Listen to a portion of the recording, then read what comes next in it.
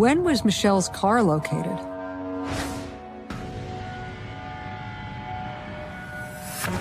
Michelle's car was found the following day. There were 2 pools of blood in the cargo area. And there was a series of unidentified prints. There had been a lot of serial killings in Florida. That left them worried.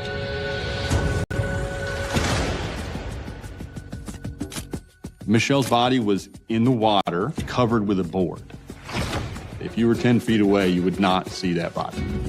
This area was out in the middle of nowhere. She had 26 stab wounds. Somebody was completely out of control during this murder. Neighbors noticed Michelle's car at the exact location the body was found, and in a blue pickup truck. In both arms, he is carrying what appeared to be a heavy object. Law enforcement was incredulous. What struck you about this case? This is something personal. This killer stabbed her until this young woman bled out. This was overkill. On. And tonight, we're on the case in Lakeland, Florida, about 45 minutes east of Tampa. The rapidly growing city became the scene of a polarizing mystery when Michelle Schofield simply vanished. At first, her disappearance left residents questioning just how well they knew their neighbors. And over time, those divisions only deepened. Then, just when it seemed that law enforcement had a killer in custody, doubts about critical evidence forced many to re-examine the case's most controversial questions.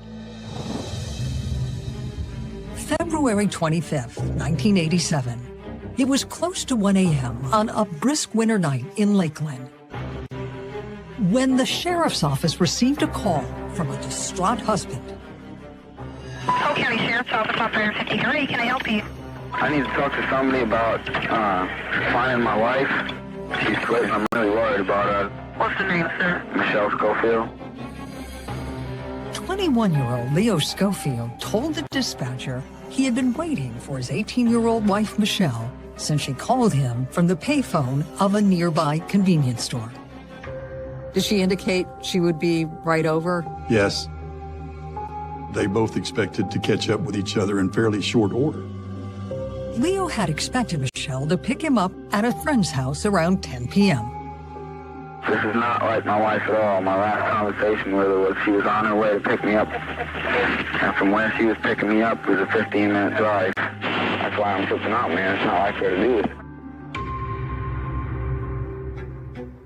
it. Leo informed police she was driving the couple's only car, an orange station wagon, and he did his best to answer the dispatcher's questions.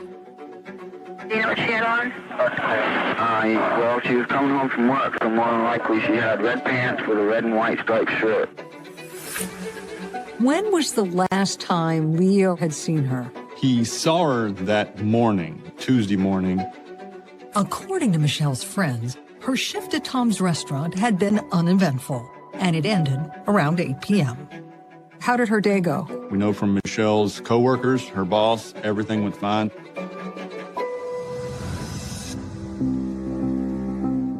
Leo told police that their initial plan was for Michelle to come get him around 8:30, but she was already behind schedule. Did she tell him why she was running late?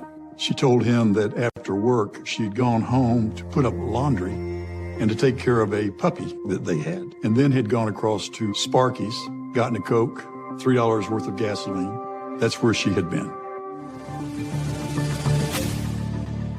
She called me at 9:45, said that she was going to pick up something and bring it here, and I said, no, I'm just checking out. She said, okay. She said, I love you, and I said, I love you too, bye. Leo informed police that by 11:30 p.m., he knew something was off. He called his father, Leo Schofield Sr., for help. As the night went on, he became concerned, and he started calling his father, asking for a ride to go look for Michelle. His father picked him up about midnight, and they went looking for her. Did he say where they looked for her? He did. They drove back to the home that they shared. They drove by her work, and then they took the opposite direction back and then ended back up where they started at that friend's house. During that time, Leo had also reached out to Michelle's family. Her older brother, Ricky, remembers the call. What do you remember about the night Michelle disappeared? I answered the phone and Leo said, "Do you know where your sister is?" I'm like, "Dude, why are you calling here asking me that?" At the time, Ricky was annoyed by more than just being awakened in the middle of the night. He didn't like Leo, nor the way he treated Michelle. I'm like, "You're the guy that knows everything about my sister. You're married to her. Why would I know where my sister is?" I was just very confrontational with him, and I hung up. At first, investigators weren't sure how seriously to take Leo's call either. He and Michelle were a young couple, and it seemed possible that she had left on her own. But the sheriff's office did put out a bolo on the 5'2" 18-year-old and her orange station wagon. The next day, there is still no sign of Michelle. But an important discovery was made that changed the course of the investigation. What was that?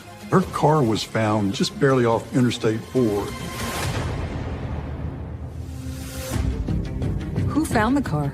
Someone who happened to know the Schofields. He worked in Orlando, and so on his way to work, he said he saw it, and on the way back, it was still in the same spot.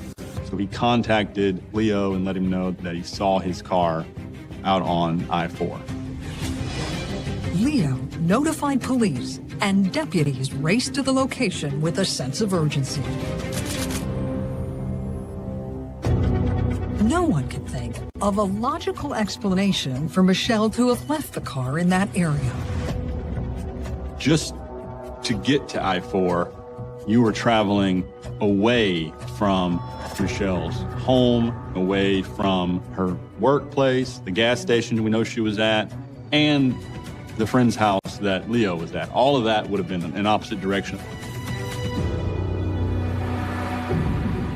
And even the most cursory inspection of the station wagon added to those concerns. How would you describe the area where the car was found? The car was visible from the interstate, so it wasn't hidden. It was an open view. Was there any indication that the car had run out of gas? None.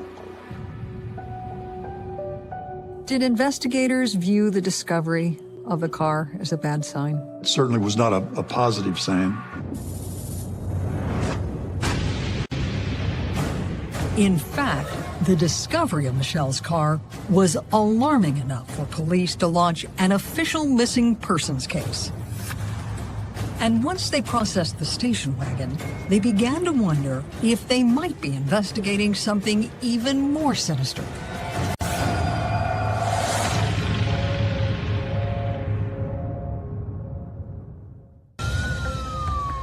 Police investigating Michelle Schofield's disappearance began to take the case very seriously as they studied her station wagon, found on the edge of the interstate. Describe the condition of her car. When it was found, it was unlocked. The car was abandoned. Did the car appear to have broken down? There's no evidence that the vehicle had been damaged. Was anything missing from the car? The vehicle had been burglarized. The stereo equipment was missing from the front dashboard, and in the rear of the vehicle, the speakers had been removed. Police believed all the evidence indicated that Michelle had not been the one who left the car there. And what they found next convinced them their theory was correct. Were there any signs of a struggle, either inside the car or outside? The front of the car contained no evidence of any kind of struggle. However, in the rear of the car, there were 2 pools of blood in the cargo area. Also a little bit of blood on a detergent bottle. An examination of the car's exterior added to investigators' concerns. On the outside of the car, there was some hair kind of tucked into the molding. That hair matched the color of Michelle's hair. Was that the point at which investigators believed that Michelle was the victim of foul play? The discovery signaled to everyone that something was amiss. Police meticulously processed the car for any physical evidence that might connect a stranger to the crime scene. Were there any fingerprints found in the car? There was a series of unidentified prints, 2 on the driver's side window, and in the back near where the speakers were removed, 2 on a piece of paper. What kind of information could they get from those prints? There was no database. They couldn't just plug them in a computer and compare them to hundreds of thousands of people all at once. They had to compare them to individuals, and they did.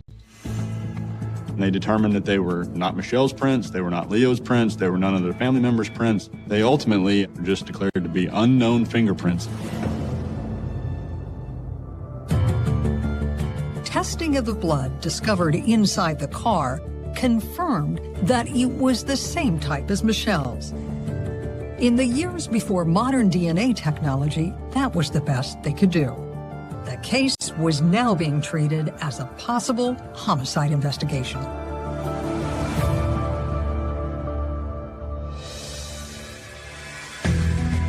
Police knew they had to start the investigation with Michelle's inner circle. They talked with those closest to the fun-loving 18-year-old. What kind of lives did Leo and Michelle lead? They were young. They had only been married about 6 months when this happened. Michelle was a young, outgoing, well-liked individual, madly in love with her husband. Was there anyone who would have had a vendetta against her that investigators found? We have no reason to believe she had any enemies.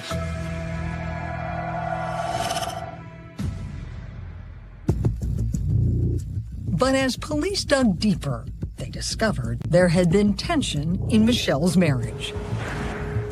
In fact, it was Leo's own statements that raised the most serious red flags. Comments that he may not have realized had been recorded during his initial call to report his wife missing. He thought he had been placed on hold. What did he say? He spoke to some other people in the room and let know his true feelings about that situation. Although Leo at first had told the dispatcher Michelle would never have been late, he told his friends a different story. I can't afford to worry about this kind of and I hate this feeling. I hate it. She does this to me all the time. I can't stand it. And Leo's anger continued to build as he waited for the dispatcher to return to the line. I doubt very seriously she'd be just around somewhere. She is, God help her. Police now wondered if those were the words of a panicked young man frightened about his wife's safety, or could they have been a threat of violence from a jealous husband? Police had launched an all-hands-on-deck search for 18-year-old Michelle Schofield. But the massive effort ended suddenly and in the worst way possible. Her lifeless body was found in a canal 7 miles from her abandoned car. And everything about the way the discovery was made sent the investigation into a whole new direction. Who discovered Michelle's body? Her father-in-law, Leo Schofield Sr. Police were surprised that Leo Sr. had found the teenager's body. And they had a lot more questions when he told them how he had come to the location. He indicated that he heard the voice of God, directing him to a particular site. He said he had been driven by an inner force, almost like a vision, that directed him to where her body was. What was the reaction to this idea that God led him to this place where Michelle's body was found? The reaction by law enforcement was incredulous. And as investigators studied the crime scene, Leo Sr.'s account only became harder to believe. How would you describe the area where Michelle's body was found? This area was out in the middle of nowhere, very desolate. Her body was tucked in under heavy brush. The body was in the water, face down, covered with a board. Investigators struggle to understand how Leo could even have seen her from where he claimed to have been standing when he spotted her. Some of the police officers testified you had to be at least within 3 feet, standing over the body to see the body. If you were 10 feet away, you would not see that body. Still, officers were able to quickly confirm that the young woman in the canal was Michelle Schofield. Michelle was wearing her work uniform, red pants and a white shirt. There was also a jacket she was wearing that was found at the scene. Investigators noted that Michelle was barefoot. The shoes were not discovered. Police put their doubts about Leo Sr.'s story and their suspicions of his son on the back burner as they processed the crime scene. What did investigators see when they started to look more closely at the area near where Michelle's body was found? What the investigators did find was drag marks to the water's edge. Certainly to get a body back there, that would have been very challenging. Investigators believe the overgrown brush explained why Michelle's jacket had been discovered a few steps short of the water. They theorized it had come off while she was being dragged to the canal. And a closer examination of that windbreaker told more of the gruesome story. That jacket had stab wounds through it. Even after 2 days in the water, the medical examiner was able to tell that those stab wounds were the cause of Michelle's death. The body was very, very well preserved. Stab wounds were incredibly evident. There were 26 of them. What did that tell investigators about who might be responsible? That told investigators that this was a crime of passion. It was very personal. This was not someone trying to steal a pocketbook or commit a robbery. She still had her wedding ring on her finger. And robbery wasn't the only motive the medical examiner helped to rule out. Had she been sexually assaulted? There's no evidence that she was sexually assaulted. Based on everything police observed at the scene, it was determined that Michelle had been killed somewhere else. She was obviously brought there, probably unloaded there. And they were able to intuit that because there just simply wasn't enough blood there? Yes. Former FBI Special Agent Brianna Fox studied the medical examiner's report to help us understand how a criminologist would use the evidence to create a profile of the attacker. What did you make of the fact that she was stabbed more than 20 times? The fact that there was 26 stab wounds indicates this was somebody who was clearly completely out of control during this murder.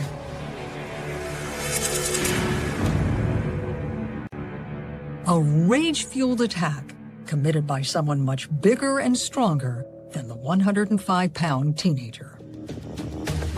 That crime was frenzied, brutal, sadistic. She had stab wounds on her backside. She did not see it coming, and I know she didn't have really any capability of fighting back. This was just a very, very angry individual that did this to her. It was a vicious murder.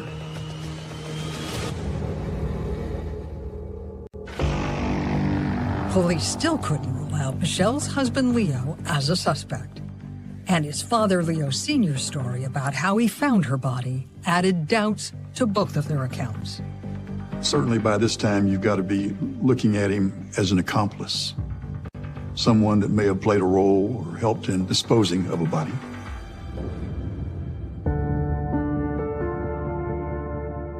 investigation's focus on the Schofields forced Michelle's family to mourn their loss alone. How did your sister's murder affect your family? It broke the family. My dad took it the worst. It really hurt him the most. As it turned out, that pain was only going to intensify, because the deeper police delved into Michelle's murder, the closer to home the investigation would come.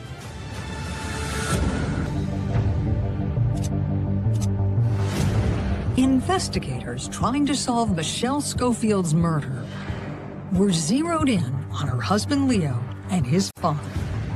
And an examination of the couple's relationship only narrowed their focus. How did her friends characterize her marriage? Very volatile. And those people were not just Michelle's friends. Leo's friends said there was violence in the marriage. While the couple's rocky past raised red flags, it wasn't evidence that Leo or his father were involved in Michelle's murder. Police carefully assembled a timeline of the night she was reported missing. What was Leo's alibi during those critical hours after she's last heard from? After calling the sheriff's department to report her missing, he then left saying his dad was outside in the truck. And he claims to have been in that truck the rest of the time. The two men claimed that Leo was out looking for Michelle from midnight until after 4 in the morning. And during that time, he never saw her or the orange station wagon she was driving. First story he tells, he spent the whole night with his father, ran out of gas, and he's had to walk back to this house. He never tells that story again.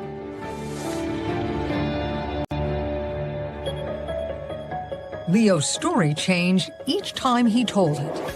And those discrepancies led detectives to ask him if they could search the couple's home. Was Leo cooperative with investigators? No, Leo was not. The police respond to Leo and Michelle's residence. They're denied entry by Leo and his father. They did get in enough to see that the waterbed that he shared with Michelle had no sheets on it, no blankets. It was completely bare. But they were told to leave.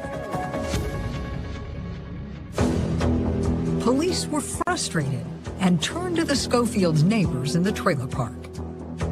And a woman who lived just steps from the couple shared a shocking eyewitness account of what she had seen and heard through her bathroom window. And the details of her story contradicted everything Leo had told investigators. What did Leo's neighbor see that night? At about 1:30, Leo's neighbors saw the orange Mazda station wagon pull back up to the Schofield house. Detectives were stunned. According to Leo, he never saw the station wagon that night. But the eyewitness said she could clearly see he was in the car and that Michelle was with him. She saw the young couple get out in a loud argument. Then they went inside. The argument continued. She said she could hear what sounded like someone being thrown up against a wall. They'd go silent reasonably quickly, and Leo Jr. is seen leaving the house in the Mazda and driving away. The eyewitness added that before Leo left, he had loaded a large object into the station wagon. He is seen raising the hatchback, carrying what appeared to be a heavy object in both arms. Something that's wrapped up is placed in the back of the Mazda station wagon.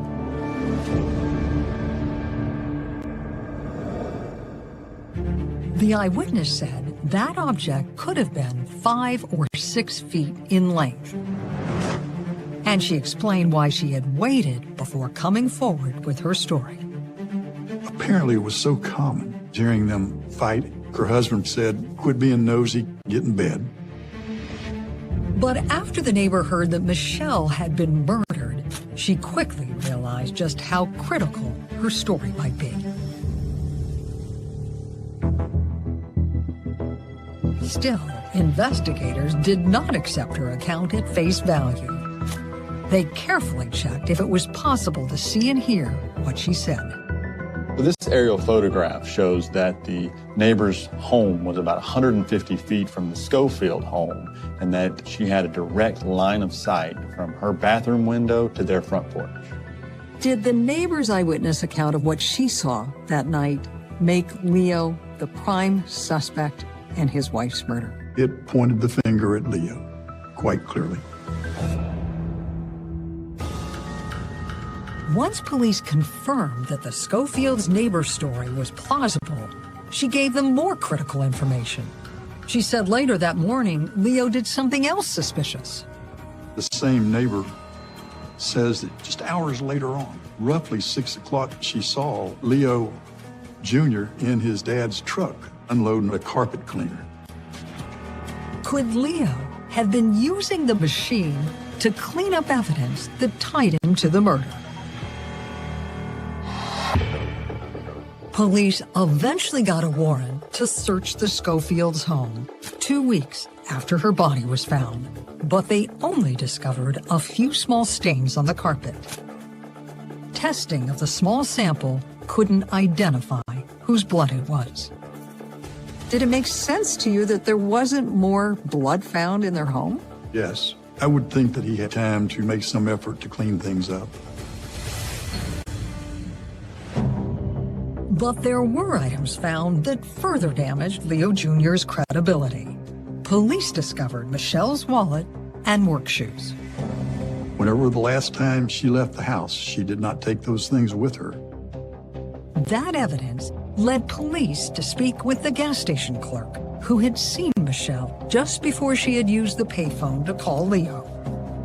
When she paid, she had her wallet with her. That's where the money came from to pay for the gasoline and the Coca-Cola. The fact that she had her wallet at the time meant that Michelle had returned home after that purchase. Which corroborates the testimony from the neighbor that saw them arrive home. Still, police were concerned that so much of their case relied on one eyewitness account. Then, the publicity surrounding the investigation led to another critical break. Eventually, there was another eyewitness account that blew this case wide open. What was it? Leo had neighbors that delivered the newspaper locally. They were up early on their newspaper route, and they noticed the Schofield car on the side of the road. But it was when and where they saw the distinctive orange station wagon that made the sighting so important.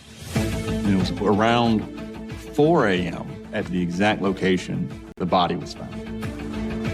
And the station wagon was parked alongside a blue pickup that matched the description of Leo Sr.'s unusual light blue truck. They remembered seeing these two vehicles. Although both Leo and his father denied they had been in that area near the canal, the sighting was at a time in which family members were the only ones who could confirm that story. Was Leo Jr. ever given a lie detector test? Absolutely. He denied any involvement. It came back deceptive on all of the important questions. He flunked it. But without physical evidence connecting Leo Jr. to the crime, police couldn't make an arrest.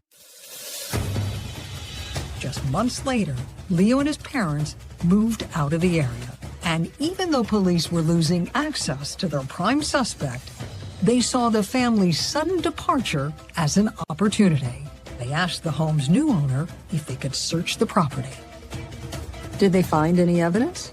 Yes, they found a notebook. And in the notebook, there are detailed descriptions of what people were doing the night that Michelle went missing. And it's in two different handwritings. One was done by Senior and one was done by Junior. And they're incredibly detailed. Those notes were essentially an accounting of time. They were manufacturing their alibi. They were writing it out.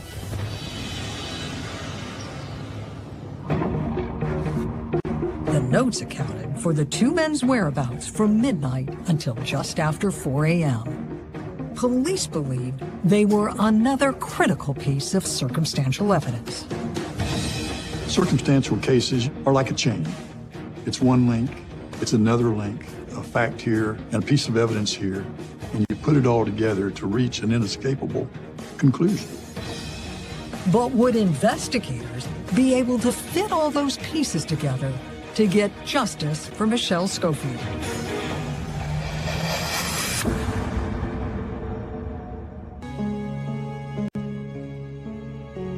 In June 1988, Leo Schofield was arrested and charged with first-degree murder of his wife, Michelle. But investigators still knew that getting a conviction wouldn't be easy. Was he ever offered a plea deal? Yes, he was offered to plead to second-degree murder for 15 years in prison. And did he reject that? He did. Investigators also knew that taking their case to trial meant that they couldn't charge his father, Leo Sr., as an accomplice. If he faced jail time, they wouldn't be able to get his testimony in front of the jury. You want to get the murderer. And by calling Sr. as a witness, the prosecution was able to get out his ridiculous story of finding the body. But even after raising doubts about Leo Sr.'s story, there were still many other hurdles in front of prosecutors. It's a completely circumstantial case. And we were going up against an incredibly good defense lawyer. How would you describe the atmosphere in the courtroom at trial? There were the families in the courtroom. That atmosphere was very tense.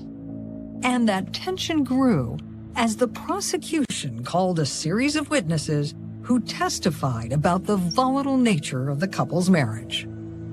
The prosecution called 50 witnesses. At least 11 of those testified that there was domestic violence. They saw violence.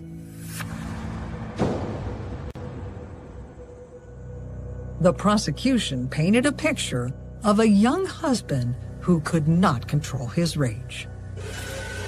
One of the triggers for this anger that existed was Michelle being late. When her husband doesn't know where she is, doesn't know who she's with, he had a tendency to lash out. And that's exactly what happened this night. He gets angrier and angrier, and it builds and builds until he calls the sheriff's department, and you can hear what he's saying to his friends on the other end of that call. I hate this feeling. I hate it. She doesn't doubt very seriously. She needs to around somewhere. She is. God help her.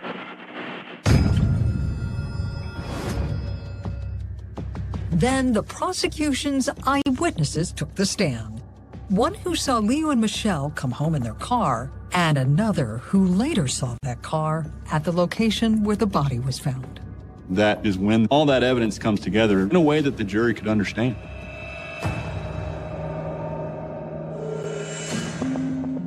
Leo's defense team put him on the stand to try to counter all the allegations. What claims did Leo's defense team make at trial? He didn't do it. He was innocent. Leo basically said they're all lying from the start to the finish. He stuck by the idea that he never saw Michelle that night. It was clear the jurors would have to choose: believe Leo's story and acquit, or accept the prosecution's account and find him guilty. They came back in the courtroom after 4.5 hours. I'm surprised that they came back as fast as they did. And their verdict was unanimous: guilty of first-degree murder.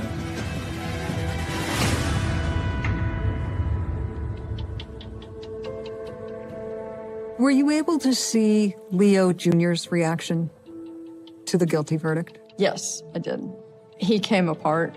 He turned around and looked at his parents, and he just sobbed. Leo was sentenced to life in prison. But that occurred at a time when life doesn't really mean life in Florida. It meant life with an eligibility for parole after 25 years. Even after his conviction, Leo Schofield continued to insist he was not guilty. He has never wavered that he's innocent of this crime. And 17 years later, Leo's supporters found physical evidence they said backed up his claim. Shockingly, the unknown fingerprints found in the couple's car were identified and linked to a convicted killer named Jeremy Scott. Scott was 17 when Michelle was murdered, and he lived less than 2 miles from where her body was found. Florida Department of Law Enforcement investigators went to question him about the new evidence. Jeremy Scott was approached in 2005, and they showed him a photo of the orange Mazda. He was told, your fingerprints are in a car, and he responded with, was the stereo missing? Because that's what I did before I was sent to prison. How did he say he stumbled upon her car? He says, almost with an element of pride, that he would look for abandoned cars along the interstate. Scott's story seemed to eliminate the possibility that his fingerprints were connected to Michelle Schofield's murder. That explained the prints on the driver's side window and the prints in the vehicle where he was removing speakers. And during his initial interview with investigators, he strongly proclaimed his innocence. He denied any knowledge of having anything to do with Michelle's homicide. But Jeremy Scott, who was serving life without parole, seemed to enjoy seeing his name in the headlines. And 12 years after his first interview with police, he completely changed his story. I didn't mean to kill Michelle. I never intended to do any harm. My parents' name, I done stabbed her. I don't know how many times.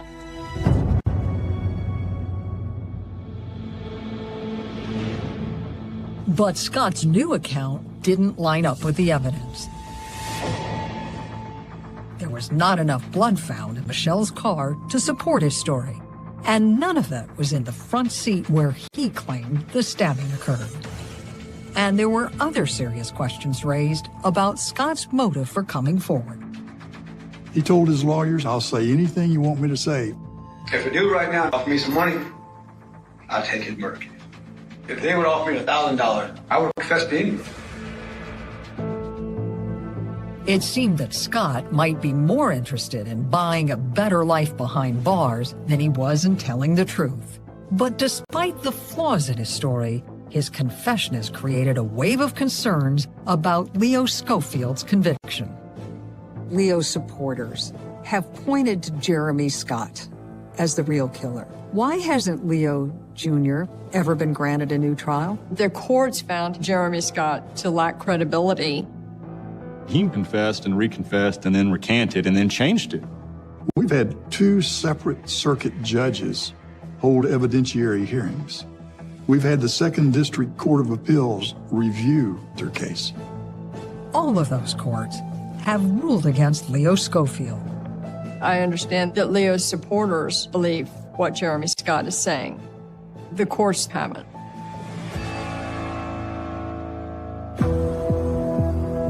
Are you still confident Leo Schofield killed his wife? Let me tell you, this case has generated about as much ugly comments said against me as I've ever had in 36 years of elected office. Would I change one thing we've done in this case? Not one thing. Leo Schofield is an unrepentant, guilty first-degree murderer. And frankly, he ought to serve his entire sentence.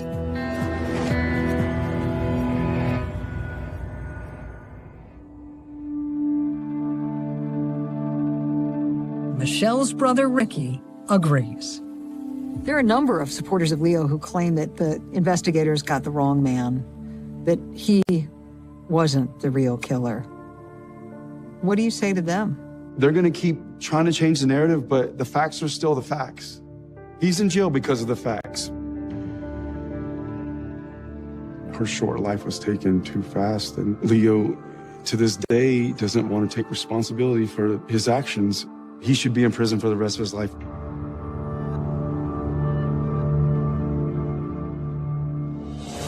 In 2023, Leo Schofield was transferred to a new facility awaiting a potential parole after serving his sentence. We'll keep you posted. I'm Paula Zahn. Please join us again next time when we're back on the case.